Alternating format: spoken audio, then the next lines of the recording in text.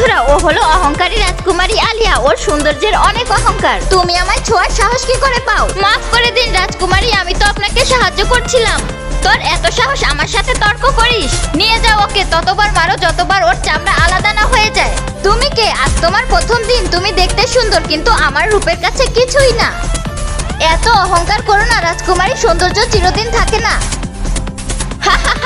হেসে নাও রাজকুমারী, আমার সবই মনে আছে। তুমি আমার বাবা মা এবং বোনকে কিভাবে নৃশংসভাবে মেরেছো। ওদের বদলা নেওয়ার জন্য আমি এসেছি। বাবা, তুমি আমার মত ছাড়া আমার বিয়ে কিভাবে ঠিক করতে পারো? আগে বলো ওর চরিত্র কেমন? ও আবার চরিত্রহীন না তো? রাজকুমারী আপনাকে মেহমানের সাথে দেখা করতে বলেছে। আমার বদলে তুমি রাজকুমারের কাছে যাবে আর অনেক চিল্লাবে, যাতে তোমাকে খারাপ ভাবে আর আমাদের বিয়ে শেষ হয়ে যায়।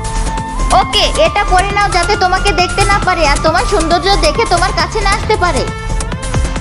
জি রাজকুমারী, তোমার জিন্দেগি আমি এইভাবে শেষ করব যাতে তুমি মরার জন্য তৈরি হও। বন্ধুরা, যেহেতু 1 মিনিটের শর্ট ভিডিও, তাই বেশি দেখানো সম্ভব না। নেক্সট পার্ট দেখতে সাবস্ক্রাইব করবে সবাই।